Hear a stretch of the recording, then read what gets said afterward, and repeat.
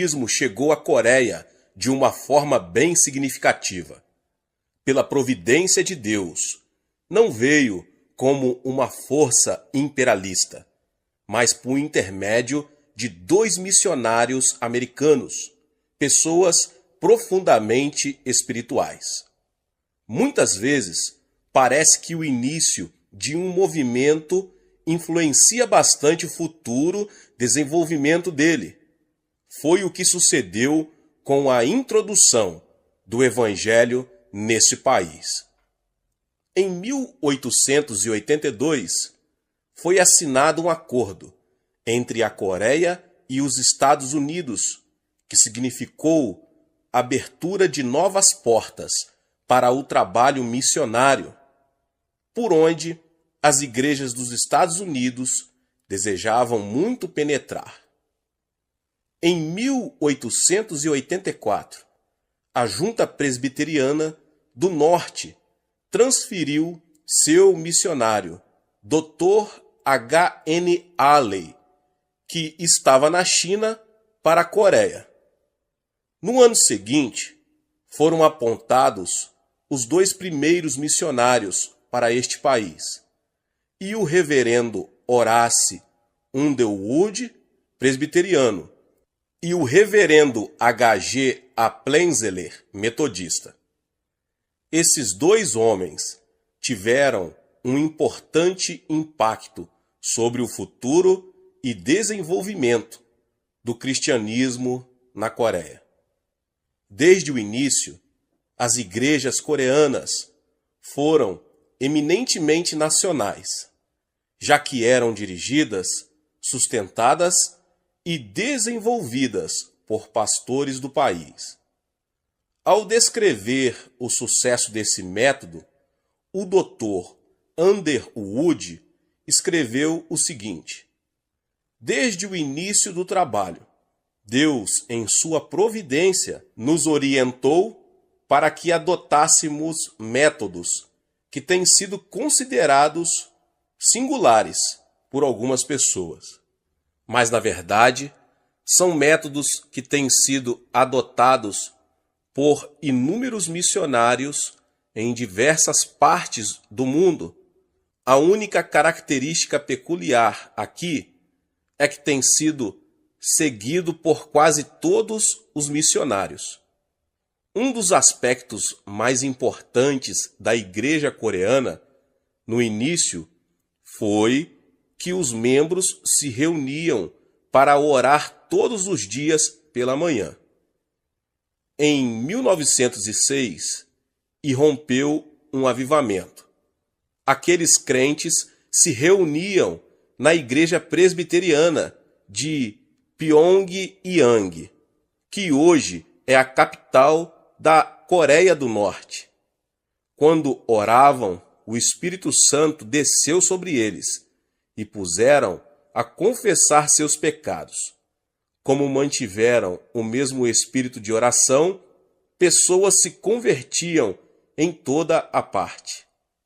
Quando iniciei meu ministério pastoral em 1958, fui trabalhar em Daejodong, um lugarejo pobre nas extremidades de Seul. Armei ali uma barraca velha que fora do exército dos Estados Unidos e me pus a pregar. Lembro-me muito bem de que morava na própria barraca e passava as noites em oração. Nas frias noites de inverno, eu me cobria com diversos cobertores e ficava a orar durante muitas horas, deitado perto do púlpito. Pouco depois, outros membros de nossa pequena igreja passaram a orar comigo. Em pouco tempo, já havia mais de 50 pessoas passando a noite toda em oração. Foi assim que iniciei o meu ministério. E foi nessa fase de formação espiritual que aprendi o que era o ministério da intercessão. Embora eu vá abordar aqui uma faceta especial da oração, é importante compreendermos que nossa intercessão deve ser, em primeiro lugar, em favor do povo de Deus, em seguida, por nossa nação e, por último, por nós mesmos. Aprendemos não apenas a orar, mas também a viver em oração. Jesus ordenou que orássemos sem cessar, mas é impossível para quem não está interessado em avivamento.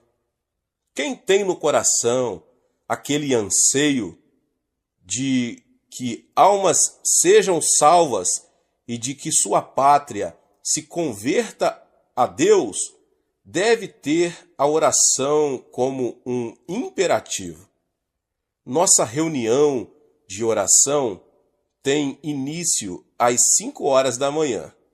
E isso não se dá apenas na nossa igreja, mas na maioria das igrejas coreanas.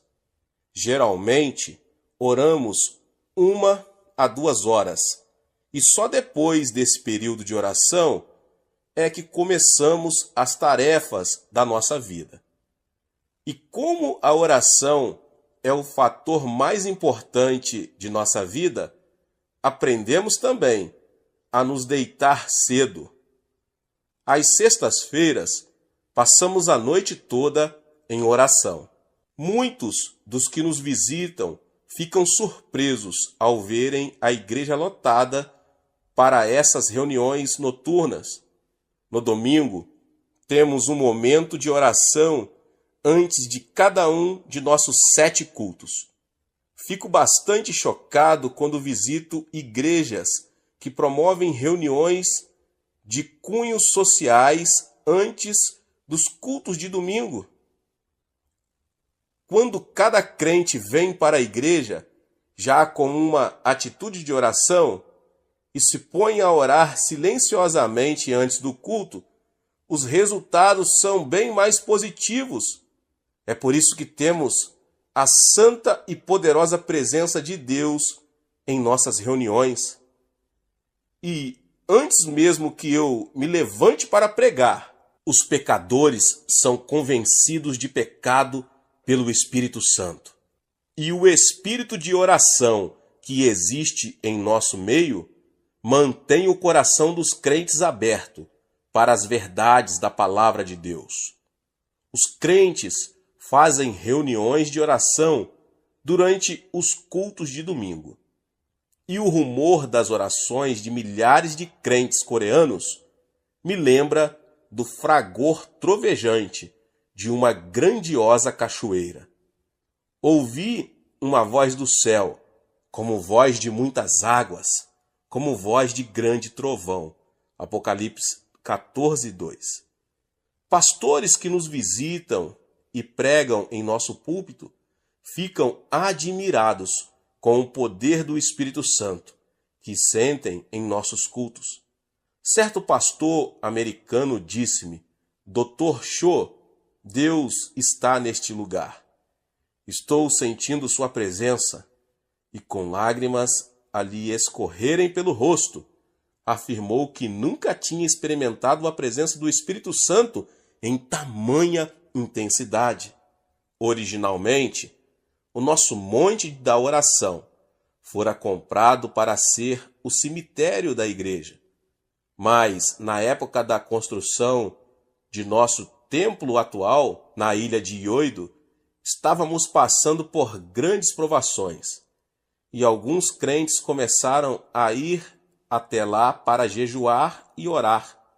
Hoje, esse local é uma cidade da oração, com um imenso auditório com capacidade para 10.000 pessoas. Além dele, existem outras capelas para oração. Na encosta do monte, temos grutas de oração. São cavernas que cavamos diretamente na montanha, onde podemos ter total privacidade em oração. Eu tenho minha própria gruta, aonde vou frequentemente. Muitos dos problemas que enfrentamos na nossa igreja foram solucionados naquele cantinho de oração, no Monte da Oração. Houve uma ocasião em que havia cerca de 20.000 pessoas jejuando e orando no Monte da Oração, mas normalmente são 3.000 nos dias de semana e 10.000 nos finais de semana. Por que tantas pessoas vão ao Monte da Oração para jejuar e orar? Será que nossos crentes não têm coisa melhor para fazer? Minha resposta para essa pergunta é simples e direta. Se você ou um membro de sua família estivesse com câncer e soubesse que há cura, não faria o que fosse necessário para obter a cura? Pois há inúmeras pessoas sofrendo do câncer físico e espiritual. Descobrimos que as riquezas materiais não nos proporcionam a felicidade e a satisfação que pensávamos que teríamos. A solução para os problemas físicos e espirituais é a cura. Já percebemos que as nossas necessidades pessoais são resolvidas em uma cidade totalmente dedicada à oração e ao jejum. É por isso que tantas pessoas vêm aqui. As raízes espirituais dos crentes coreanos estão ligadas aos Estados Unidos. Nós também somos um povo muito leal.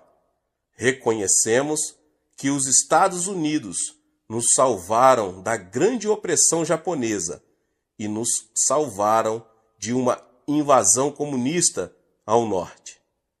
E, portanto, milhares de crentes coreanos vão ao Monte da Oração para orar por milhares de pedidos que nos vêm, procedente dos nossos escritórios de Nova York. Muitas pessoas assistem a nossos programas de televisão nos Estados Unidos e em outros lugares e escrevem para o nosso sucursal em Nova York. Nosso pessoal ali envia esses pedidos de oração para nós. Eu, pessoalmente, oro pelo maior número de pedidos possível, geralmente pelos mais graves. Depois, assim que são liberados de minha mesa, são levados para a plataforma do templo e colocados num lugar especial junto ao púlpito. E então, no domingo, mais de 300.000 pessoas oram por estes pedidos. Eles são trazidos em oceano e levados para o Monte da Oração. Cada um dos pedidos é entregue aos nossos experientes guerreiros da oração, que oram e jejuam até receberem o testemunho do Espírito Santo de que o pedido foi atendido. Recebi uma carta de uma senhora do Texas que dizia o seguinte: "O Senhor não sabe o quanto me ajudou. É maravilhoso poder apoiar-me na fé que Deus lhe deu. Sempre escrevo meus pedidos de oração com lágrimas de emoção, pelo peso que Deus colocou em seu coração em favor da América. Por favor, continue a orar por nós." Outra pessoa escreveu-nos a respeito do momento exato em que estávamos orando por ela. A cura se deu na hora em que meu companheiro de oração da Coreia chegou ao trono de Deus em meu favor.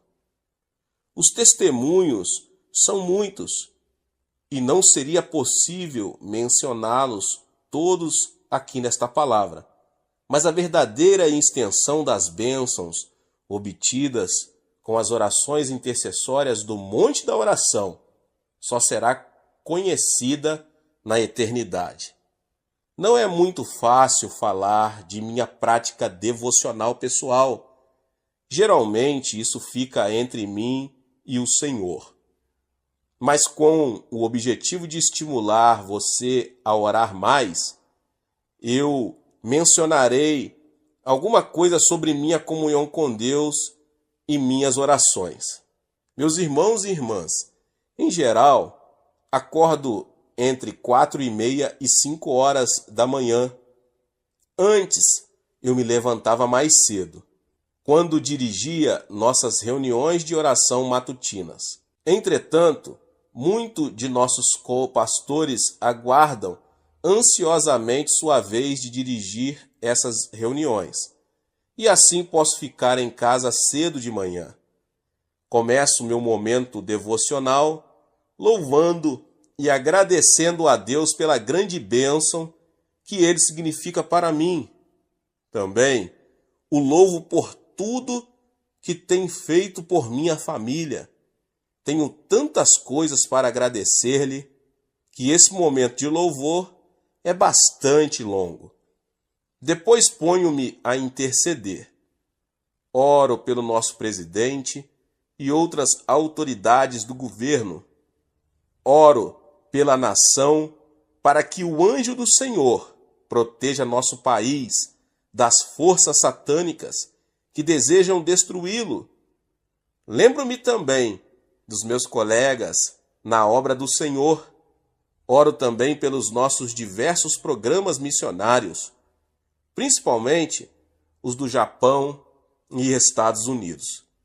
Em seguida, apresento a Deus em oração minha esposa e 3 filhos. E antes mesmo que me dê conta, já se passou muito tempo de minha hora de oração. Na maioria das vezes, não sei quais são as necessidades de cada pessoa por quem oro, e por isso tenho que confiar em que o Espírito Santo me oriente. É por isso que passo grande parte do tempo orando em língua espiritual. O Espírito Santo conhece a mente de Deus e sabe como discernir a vontade de Deus para cada indivíduo e situação. Então, quando oro no Espírito, posso ter certeza de que estou orando exatamente em harmonia com a vontade dele. Antes que eu perceba, já se esgotou a hora.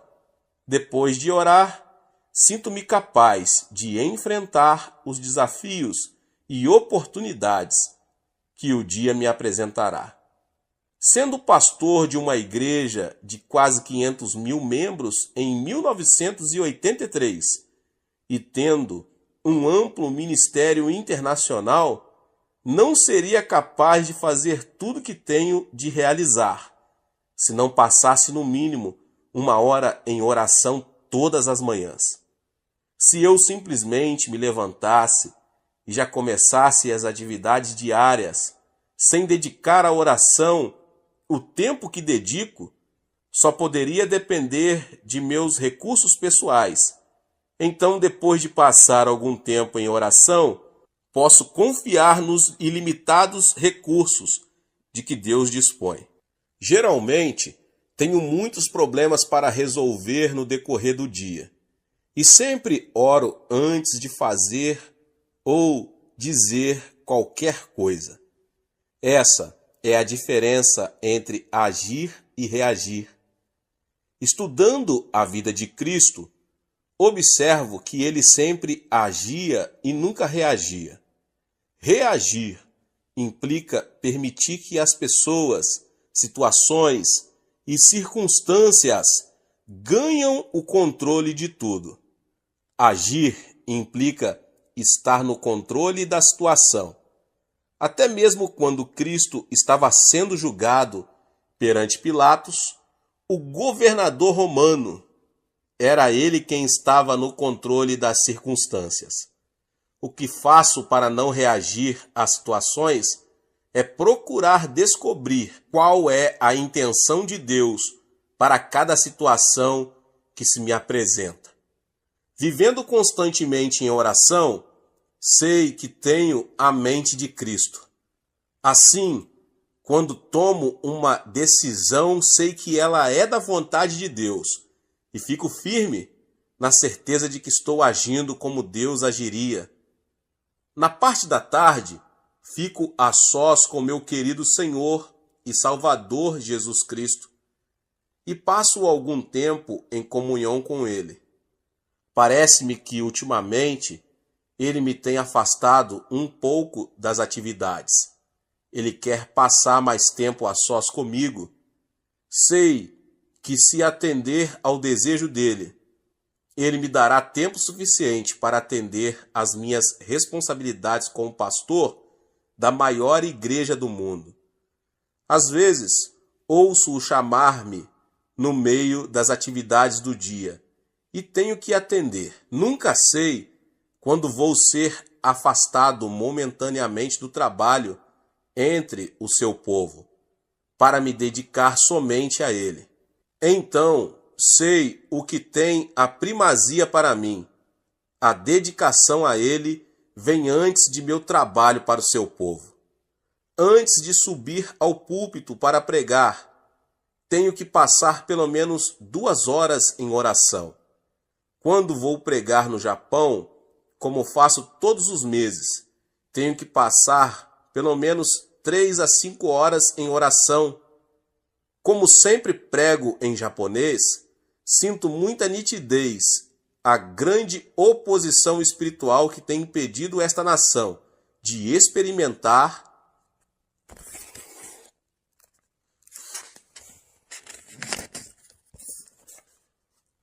um avivamento. Talvez muitos não saibam disso, mas nunca houve um avivamento no Japão. Numa população de 120 milhões, existem apenas centenas de milhares de crentes no país. Então tenho que passar todo este tempo em oração para conseguir impedir a ação das forças espirituais do mal e preparar meu coração para o ministério da palavra.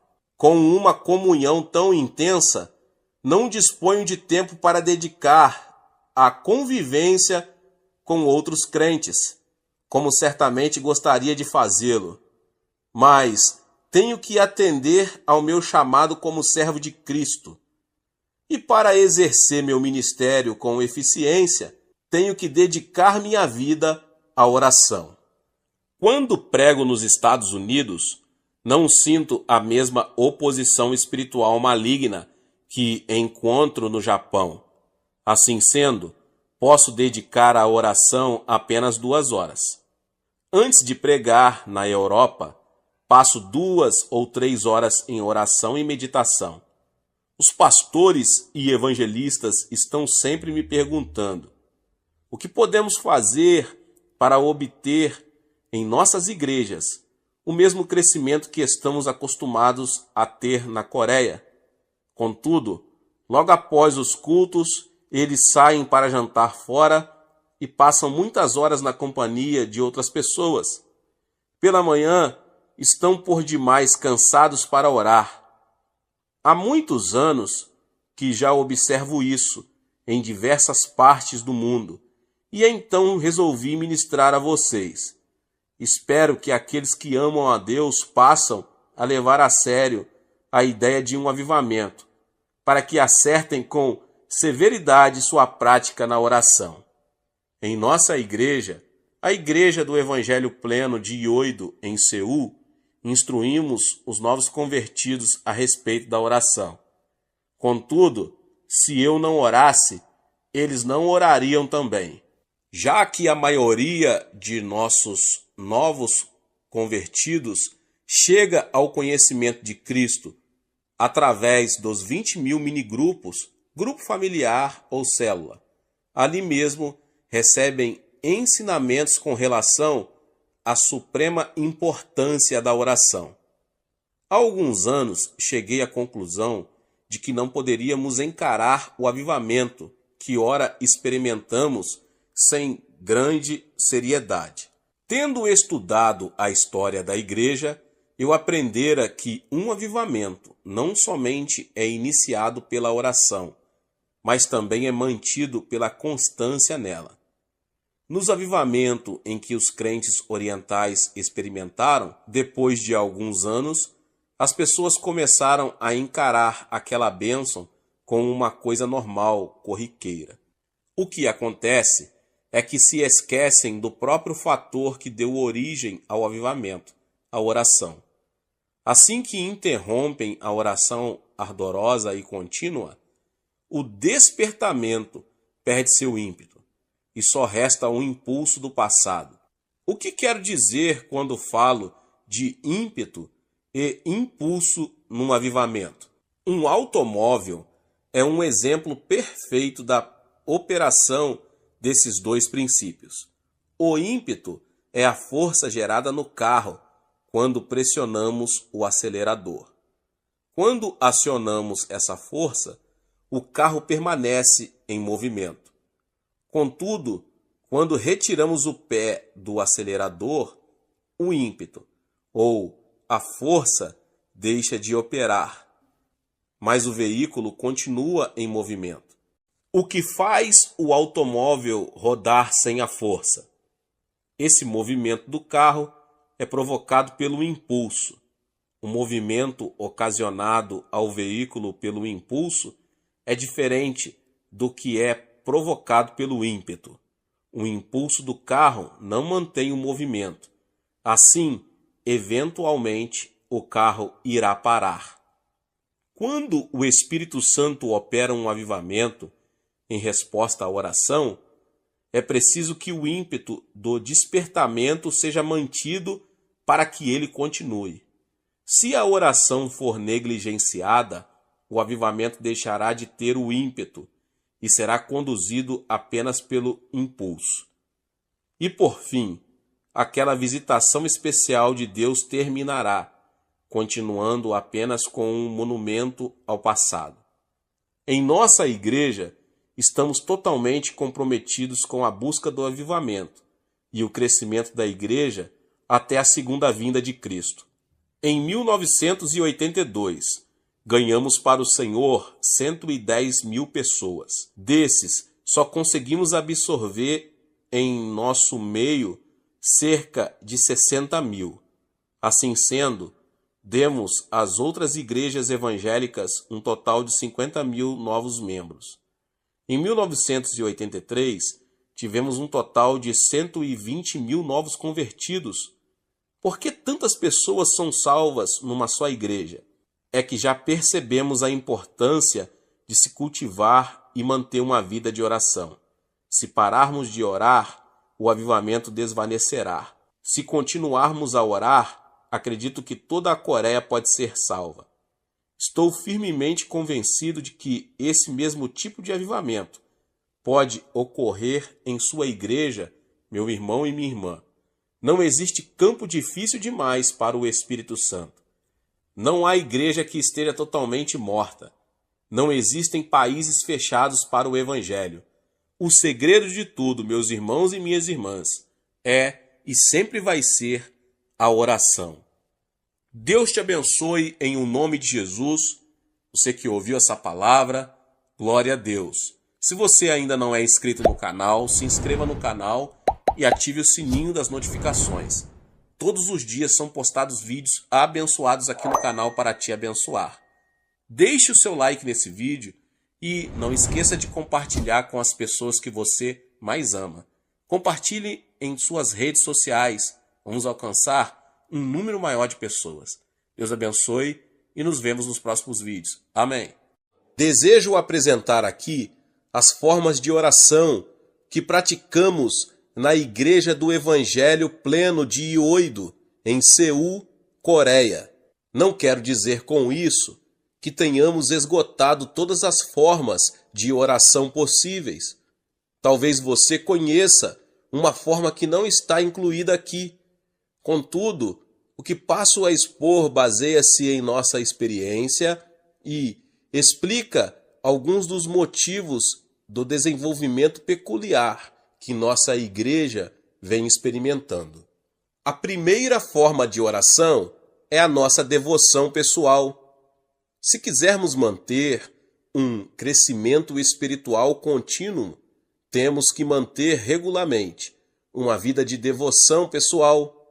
Se pararmos de orar, começaremos a diminuir nosso ritmo e ficaremos sem o ímpeto, vivendo apenas do impulso inicial, como já ministrei antes.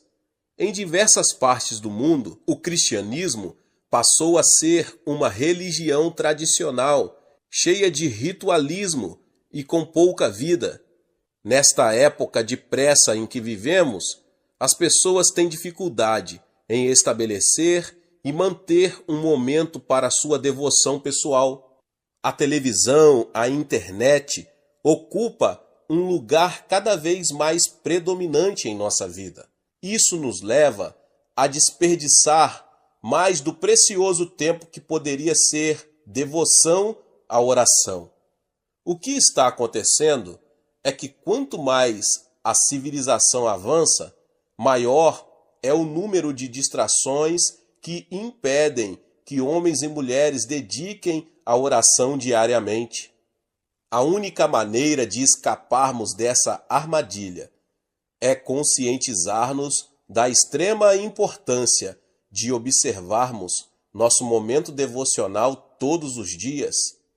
Existem muitas razões para orarmos diariamente. Damos a seguir apenas duas delas. A primeira, temos que começar o dia com oração, pois Deus gosta de agir em nosso coração bem cedo. Há um rio, cujas correntes alegram a cidade de Deus, o santuário das moradas do Altíssimo. Deus está no meio dela, jamais será abalada. Deus a ajudará desde antemanhã. No hebraico, durante a madrugada. Salmo 46, 4 e 5. Desperta, ó minha alma, despertai lira e harpa, quero acordar a alva. Salmo 57, 8. Essa mesma afirmação é repetida por Davi no Salmo 108, 2. Esses dois textos revelam o hábito que o rei Davi tinha de levantar-se bem cedo, todos os dias, para louvar e engrandecer a Deus. É por isso que Deus testifica que Davi era um homem segundo o coração dele, mas ele não se limitava apenas a louvar e adorar a Deus cedo de manhã. Ele buscava o Senhor também durante esse precioso momento matinal. Ó Deus, Tu és o meu Deus forte, eu te busco ansiosamente, a minha alma tem sede de Ti, meu corpo Te almeja como terra árida, exausta sem água. Assim eu Te contemplo no santuário, para ver a Tua força e a Tua glória, porque a Tua graça é melhor do que a vida, os meus lábios Te louvam. Assim cumpre-me bendizer-Te enquanto eu viver. Em Teu nome levanto as mãos. Salmo 63, 1 ao 4. Deus prometeu que aqueles que se levantarem cedo para buscá-lo o encontrarão. Segundo diz uma versão de Provérbios 8:17, eu amo os que me amam, e os que de madrugada me buscam acharão. Em segundo lugar, quando começamos o dia em oração, obtemos as forças espirituais e físicas de que precisamos para nos desincumbir de nossas responsabilidades. Com minha alma, suspiro de noite por Ti, e com o meu espírito dentro de mim, eu Te procuro diligentemente, porque quando os Teus juízos reinam na terra, os moradores do mundo aprendem justiça. Isaías 26, 9. Ao buscar ao Senhor pela manhã, Isaías aprendeu os juízos de Deus em seu espírito. Já percebi que a sabedoria de Deus que me sobrevém no momento devocional pela manhã me torna mais eficiente. Em questão de minutos, sei o que Deus quer que eu faça em cada situação. E como tenho a mente de Cristo, não preciso passar muitos dias julgando uma questão. Mas nosso momento devocional não é feito apenas de oração, deve incluir também a leitura da Bíblia. Muitas vezes, nós que estamos no ministério pastoral, só estudamos as Escrituras, buscando mensagens para pregar. Mas o fato é que precisamos ler a Bíblia com o objetivo também de buscar alimento para o nosso coração. Guardo no coração as Tuas palavras, para não pecar contra Ti. Salmos 119:11. A revelação das tuas palavras esclarece e dá entendimento aos simples. Salmos 119:130. Deus pode falar-nos através das Escrituras, se permitirmos que Ele o faça. Nas horas da manhã, estamos com a mente ainda desanuviada dos conflitos que ocorrerão durante o dia. Assim sendo, estamos mais predispostos para receber sua orientação e a instrução que vem de sua palavra. Como ministro do Evangelho, devo ter sempre em mente que minha pregação e meu ensino devem sempre brotar de estudo pessoal. O povo de Deus que me ouve receberá bênçãos na medida em que eu também receber as bênçãos da palavra de Deus. Se eu estiver motivado, poderei motivar a outros. Só poderei inspirar a outros na medida em que eu mesmo estiver inspirado pelo Espírito Santo. Portanto, preciso ler a Bíblia diariamente na hora devocional. A segunda forma de oração é o culto da família. Embora esta frase seja muito repetida e por demais conhecida, ainda é verdade. A família que ora unida permanece unida. A televisão, a internet, está se tornando mais e mais o centro da atividade da maioria das famílias, não só nos Estados Unidos, mas em muitas partes do mundo, com os telejogos, noticiário e outros programas e show das redes de televisão. As famílias estão tendo cada vez mais dificuldade de jantar juntas, quanto mais orar. Pesquisas têm revelado que a média das crianças americanas passa cerca de 40 horas por semana assistindo à televisão, e esse tempo está aumentando a cada ano. Os índices de divórcios são altíssimos. Em alguns lugares, há mais pessoas se divorciando do que se casando. Parece que o grande vitorioso na batalha que se trava nos lares é Satanás. O que poderá impedir que essa batalha afete a família? A resposta para essa pergunta é o culto doméstico. O momento devocional da família deve constar de cânticos de hinos, leitura da Bíblia e oração. Durante esse momento, deve-se agir com toda a sinceridade, principalmente com relação às crianças. Como já relatei o que meu filho mais velho disse certa vez durante um de nossos cultos domésticos, permito que todos os meus filhos expressem seus sentimentos, temores e frustrações com toda liberdade. Desse modo, podemos manter sempre em dia o fluxo das comunicações entre nós, como um relacionamento bem sincero. Os alarmantes dados estatísticos que agora estão sendo divulgados revelam que muitos suicídios estão ocorrendo na faixa da adolescência. Os jovens estão sofrendo pressões cada vez maiores devido ao distanciamento que experimentam com relação aos pais, além das pressões normais que suportam para se acomodarem ao seu grupo social. Por causa disso, muitos jovens estão recorrendo às drogas, ao sexo ilícito e ao álcool. Mas quando depois de certo tempo esses estímulos artificiais deixam de produzir o efeito desejado, eles mergulham no desespero e dão cabo da própria vida. Os psicólogos afirmam que a família é a única fortaleza de esperança que resta hoje para os jovens.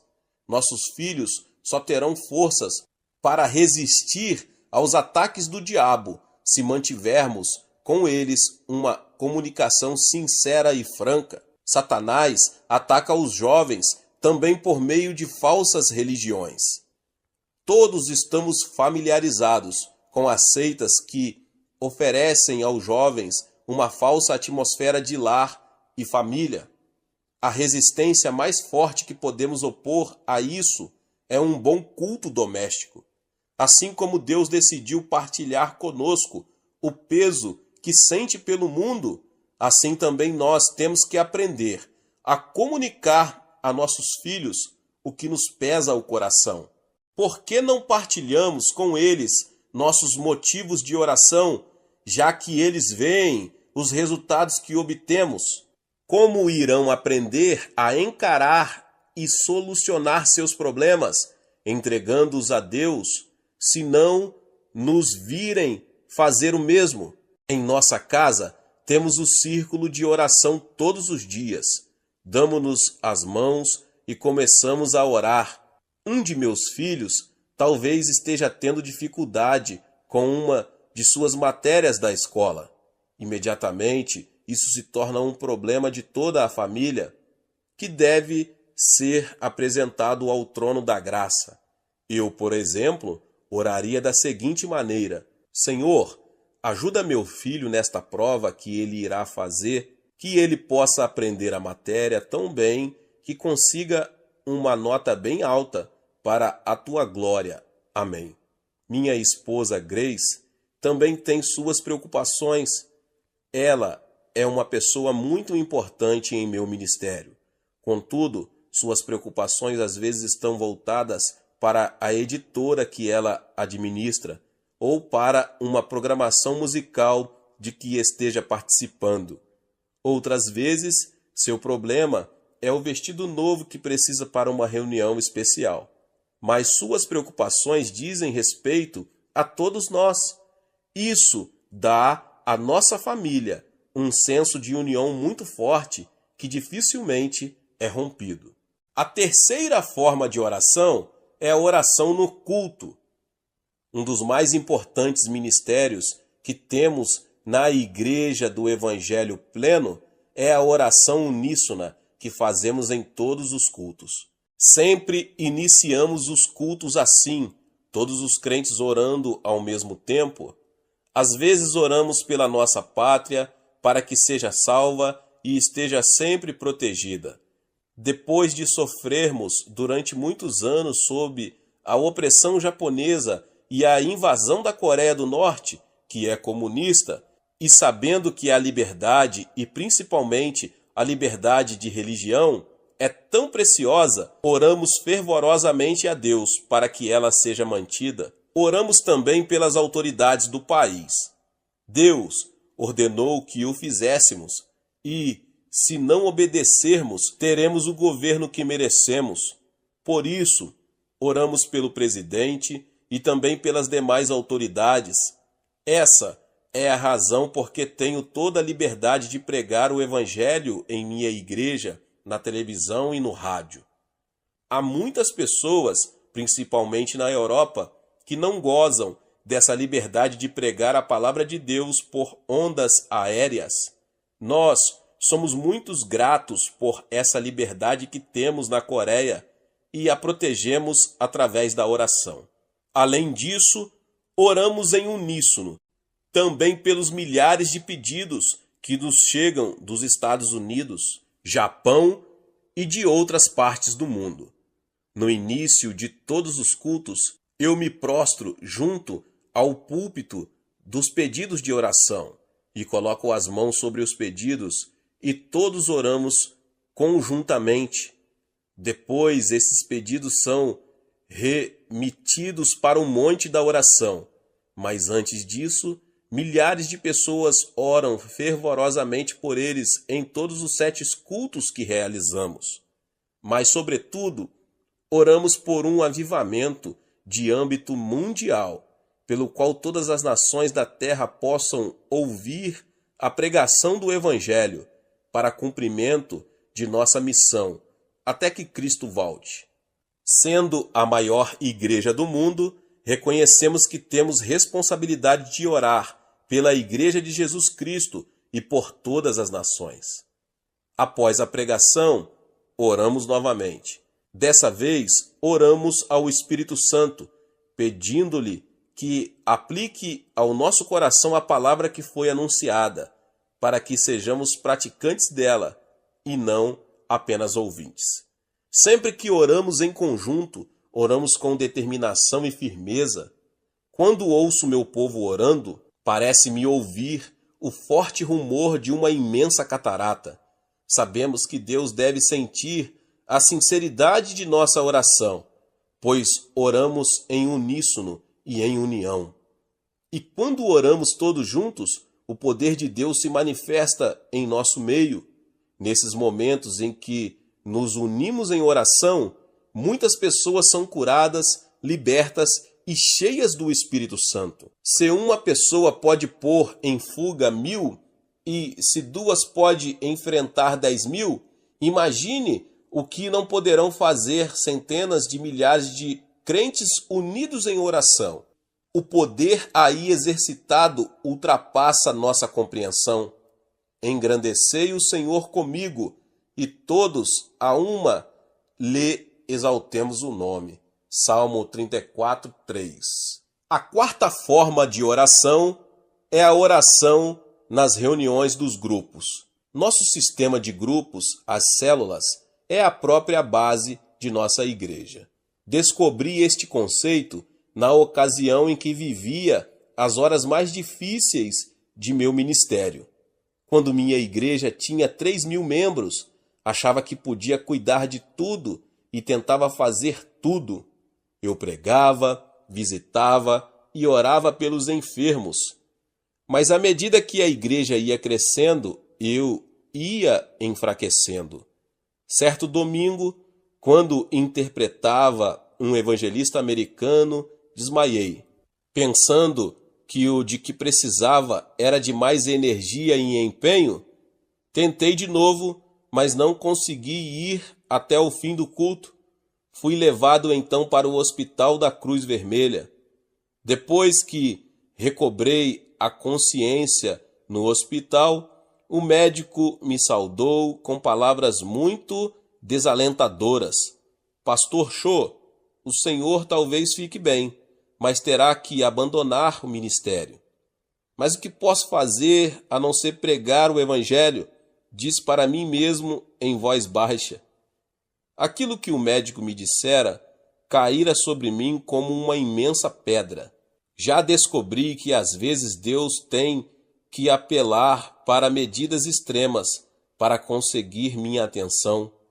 Tenho que confessar que nesse dia, no hospital, ele conseguiu captar minha atenção.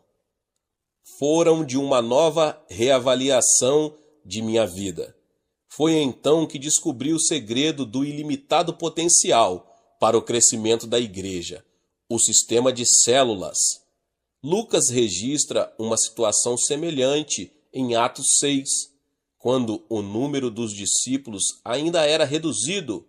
Os 12 apóstolos conseguiram realizar todo o trabalho administrativo da igreja. Contudo, se o sistema continuasse sempre assim, a igreja nunca teria ultrapassado o número que havia em Jerusalém.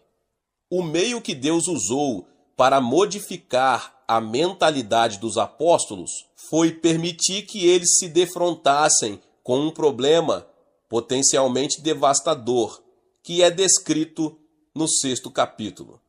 A divisão étnica que quase causava o fracionamento da igreja tinha que ser solucionada. O resultado disso foi que os apóstolos compreenderam que não poderiam encarregar-se de toda a obra do ministério sozinhos. Assim sendo, escolheram 7 homens e os designaram como diáconos.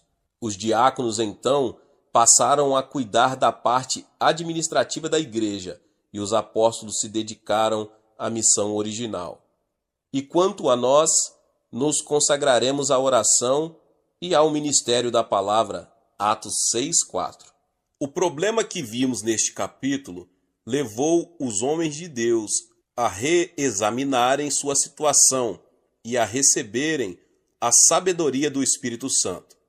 Essa sabedoria orientou-os para que delegassem sua autoridade a outros, dessa forma favorecendo um crescimento ilimitado. Observei que há vários textos do livro de Atos em que os discípulos se reuniam em grupos grandes e em grupos menores. Dou a seguir algumas instruções de Atos e Romanos, que serviram para abrir meus olhos sobre a validade do uso do sistema de células. Diariamente, perseveraram unânimes no templo, partiam pão de casa em casa e tomavam as suas refeições com alegria e singeleza de coração, louvando a Deus e contando com a simpatia de todo o povo. Enquanto isso, acrescentava-lhes o Senhor, dia a dia, os que iam sendo salvos. Atos 2, 46 e 47. E todos os dias no templo e de casa em casa não cessavam de ensinar e de pregar Jesus, o Cristo. Atos 5, 42. Jamais deixando de vos anunciar coisa alguma proveitosa e de vô-la ensinar publicamente e também de casa em casa. Atos 20, 20. Saudai igualmente a igreja que se reúne na casa deles. Saudai meu querido Epêneto, primícias da Ásia para Cristo. Romanos 16, 5. Esses e outros textos deram-me a orientação que precisava. De lá para cá, nosso sistema de células cresceu tanto que no momento contamos com mais de 20 mil grupos em nossa igreja. Se cada uma dessas células ganha 2 famílias para Cristo, em um ano, isso significa que temos mais 40 mil famílias novas em nosso meio. E como uma família média é composta de 4 pessoas, nosso índice de crescimento é de 160 mil novos convertidos por ano. Nessa conta não entram os novos membros que são salvos por Cristo através da televisão, do rádio e de nossos cultos de domingo. Contudo, o crescimento contínuo de nossa igreja depende principalmente de nosso sistema de células. As reuniões de células agrupam de 5 a 10 famílias. Elas se reúnem nos lares, ponto mais propício para as reuniões noturnas ou para as reuniões femininas durante o dia. Reúnem-se também em escolas, o melhor lugar para nossas células de estudantes, em fábricas, para as reuniões de nossas células de operários. Ou então se reúnem também num restaurante, que é um bom lugar para as reuniões de comerciantes, executivos e etc. Onde quer que se reúnam, essas pessoas constituem a igreja em ação. Nosso templo grande é o local onde todos se juntam para participar da pregação da palavra e do culto de adoração prestado por toda a igreja. Mas, na verdade, nossa igreja se reúne em milhares de locais, em toda a extensão de nossa cidade. Nas reuniões de células, os membros oram uns pelos outros. Se alguém adoece, o líder da célula faz uma visita e ora em favor de sua cura. Nossos membros já aprenderam que a oração é fundamental e por isso oram por tudo. Oram fervorosamente pela igreja, pela nação, oram para que o avivamento da Coreia continue e para que haja um avivamento no mundo todo. Oram pelas pessoas que talvez possam se converter, para que a igreja continue a crescer. Nos encontros de dirigentes de células, sempre enfatizo que cada grupo deve ter objetivos definidos em suas orações. Por isso, quando os grupos oram em fé, traçam um quadro bem claro de seu propósito na oração. E como é mais fácil ganhar para Cristo as pessoas que conhecemos, os membros das células pregam para seus vizinhos, amigos e parentes. Assim que Deus abre a porta para que uma dessas pessoas se converta, O membro que com ela se relaciona fala disto para o restante do grupo, e todos se põem a orar pelo outro incessantemente, até que se renda a Cristo. Já aprendemos que nesta terra estamos em guerra contra Satanás. Nossos opositores são os demônios e seus espíritos demoníacos. O campo de batalha é o coração das pessoas. Nosso alvo é que todos possam conhecer a graça salvadora de nosso Senhor e Salvador Jesus Cristo. Assim traçamos os planos cuidadosamente. Temos uma estratégia, um plano e o executamos como um exército bem treinado. Todavia, o mais importante de tudo é que envolvemos nossos planos com oração para que Deus possa insuflar seu fôlego de vida em nossos projetos e assim eles deem fruto. Não possuo nenhuma fórmula secreta para explicar o fabuloso crescimento que nossa igreja experimenta. A única coisa que fiz foi levar muito sério a palavra de Deus. Não tenho a menor dúvida de que tudo que está acontecendo aqui na Coreia pode acontecer também em qualquer parte do mundo. O segredo, meus irmãos e irmãs, é a oração. A quinta forma de oração é a oração no monte. O local que denominamos Monte da Oração não é apenas uma área de retiro dedicada para a oração. É mais que isso. Originalmente, o terreno foi adquirido para ser o cemitério da igreja. Como a Coreia sempre foi um país tradicionalmente budista, era muito importante que possuíssemos um cemitério próprio. Em 1973, quando nosso templo atual estava sendo construído, houve uma desvalorização do dólar.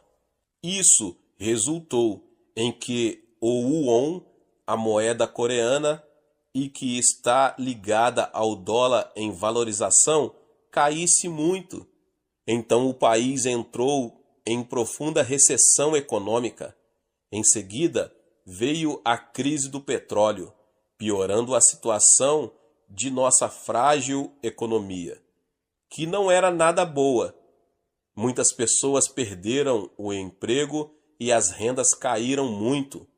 Na época, havíamos assinado contratos com uma construtora e passando por uma elevação sem precedente nos nossos custos da construção. Comecei a temer a possibilidade de um colapso financeiro e me afligi bastantemente. Assumi uma atitude derrotista e às vezes ia sentar-me no prédio inacabado e ficava ali desejando que os caibros caíssem em minha cabeça.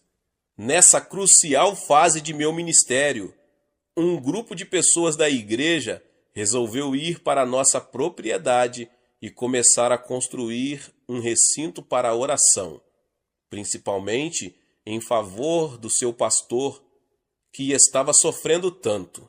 Embora sentisse que realmente havia necessidade de uma coisa assim em nossa igreja, preocupava-me com as despesas a mais que estavam sendo feitas e as contas empilhadas em minha mesa. Compreendendo que somente uma intervenção sobrenatural de Deus poderia salvar-nos da ruína, passei a ir orar com os outros no Monte da Oração.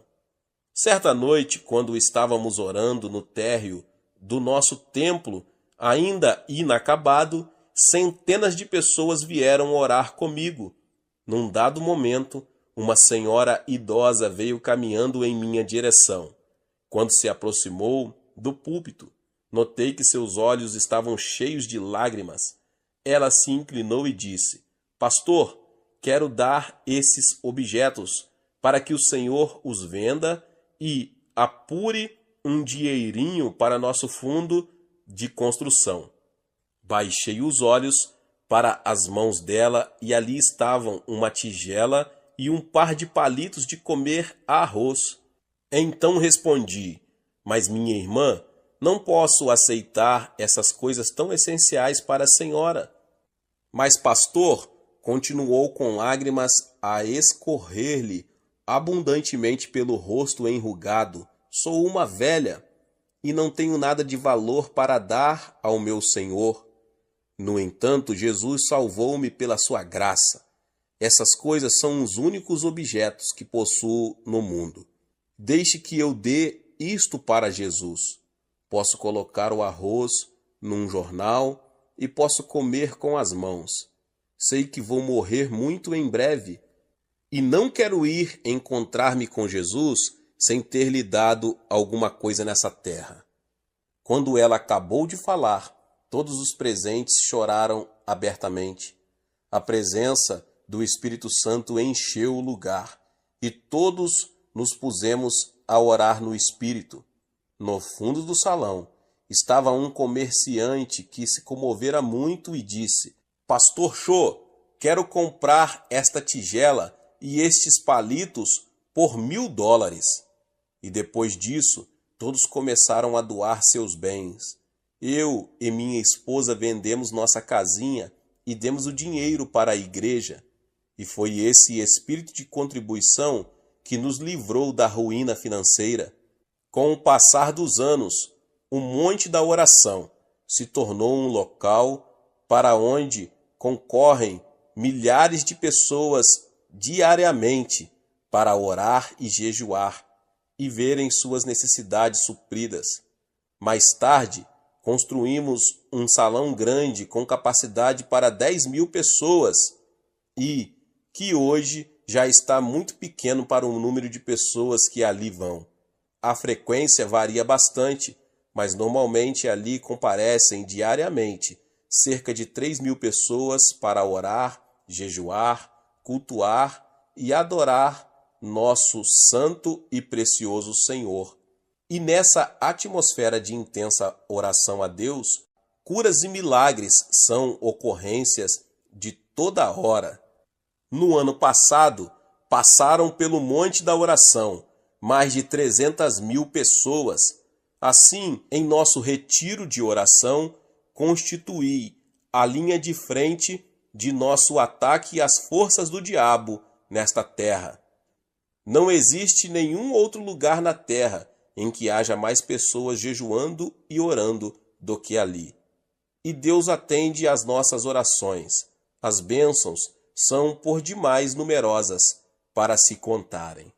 Na parte em que falo sobre jejum e oração, explorei de forma mais detalhada o método que usamos para a prática desse recurso bíblico para a solução de nossos problemas. Nunca é demais insistir em que é grande a importância do jejum e da oração, se quisermos que haja avivamentos e que eles permaneçam. E no Monte da Oração não temos apenas grupos de oração, temos também locais para que os crentes orem sozinhos. São as nossas grutas de oração. São pequenos compartimentos, grutas escavadas na encosta do monte. Nesses vãos, as pessoas podem ficar silenciosas e tranquilas na presença de Deus. Tenho meu próprio aposento de oração, onde fecho a porta e fico em comunhão com meu Pai Celestial, em intensa oração por longo tempo. Há pouco, referi-me ao Monte da Oração como o retiro da oração. Disse isso porque estamos em fase de preparação para recebermos milhares e milhares de pessoas, não só da Coreia, mas de todas as partes do mundo.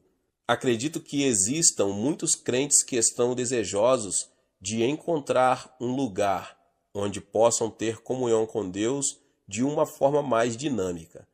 Não que Deus não possa ser encontrado em qualquer lugar onde as pessoas o procurem em espírito e em verdade, mas é que não existe outro lugar na terra com maior intensidade de oração do que em nosso monte.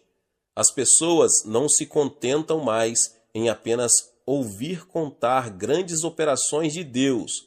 Elas desejam ver o que Ele está fazendo. Por isso estamos abrindo estradas, construindo locais de hospedagem, e as dependências existentes estão sendo aumentadas para que possamos acomodar a obra que Deus vai realizar. Davi escreveu o seguinte: converteu o deserto em lençóis de água e a terra seca em mananciais. Estabeleceu ali aos famintos, os quais edificaram uma cidade em que habitassem. Salmo 107, 35 e 36. Ele diz também: todas as nações temerão o nome do Senhor, e todos os reis da terra a sua glória, porque o Senhor edificou a Sião, apareceu na sua glória, atendeu à oração do desesperado e não lhe desdenhou as preces. Ficará isto registrado para a geração futura, e um povo que há de ser criado louvará ao Senhor. Salmo 102, 15 ao 18. A sexta forma de oração é a oração de vigílias de oração. Como é que milhares de crentes conseguem passar todas as noites de sexta-feira em oração? Muitas pessoas me fazem essa pergunta em muitas partes do mundo. Se alguns conseguem passar a noite toda numa discoteca, por que os crentes consagrados não podem passar a noite toda orando e adorando a Deus? Tudo depende da prioridade que damos às coisas. Ou vamos encarar seriamente essa questão do avivamento ou não. Todas as sextas-feiras, nosso pessoal começa a se reunir a partir das 10 da noite e inicia orando silenciosamente. Em seguida, eu apresento um estudo bem substancial da Palavra de Deus. E como não temos ali o problema de tempo, que normalmente tenho aos domingos, posso fazer o estudo bem devagar e levar até 2 horas. É claro que temos uma programação feita previamente. As pessoas não viriam com tanta assiduidade se tivessem que ficar sentadas a noite inteira só orando. Depois do estudo bíblico, começamos a orar. Oramos por problemas específicos, problemas de nossa igreja, bem como por nossas próprias necessidades. Após esse período de oração, cantamos corinhos. Em seguida, ao período de louvor, um dos copastores prega. Depois cantamos hinos de novo e nos preparamos para ouvir os testemunhos pessoais, aquilo que Deus está realizando na vida dos membros da igreja. Deus tem realizado tantos milagres de sua graça em nosso meio, que é impossível ouvirmos todos os crentes que desejam falar. Essas maravilhosas narrativas do poder de Deus nos levam a querer cantar de novo. Antes que nos demos conta, já são 4:30 da manhã e está na hora de nos prepararmos para o culto de oração do sábado de manhã. Depois da oração, nos despedirmos e vamos para casa regozijando-nos. Davi estava acostumado a realizar vigílias, o que ele chama de vigílias da noite no Salmo 63. Isaías proferiu a seguinte profecia: um cântico haverá entre vós, como na noite em que se celebra festa santa, e alegria de coração, e como a daquele que sai ao som da flauta para ir ao monte do Senhor, a rocha de Israel. Isaías 30, 29. Quando os discípulos estavam presos, eles não passaram a noite se queixando da sorte, passaram cantando e orando. Então Deus os ouviu e mandou o livramento, sob a forma de um anjo. A presença do Senhor é muito importante. Jesus prometeu que, quando nos reuníssemos em seu nome, ele estaria em nosso meio. Não é difícil passar a noite em oração, quando o doce aroma da presença do Senhor enche o local onde estamos reunidos. Em alguns países, o sábado é dia de folga no trabalho para muitas pessoas, mas na Coreia não, é um dia de trabalho normal. Assim sendo, muitos dos crentes, depois de passarem a noite em oração, vão para casa e se arrumam para ir trabalhar. O próprio Davi declarou que não queria dar a Deus algo que não lhe custasse nada. Embora passar uma noite em oração não seja muito fácil, na verdade, esse é o meio pelo qual temos conseguido manter aceso a chama do avivamento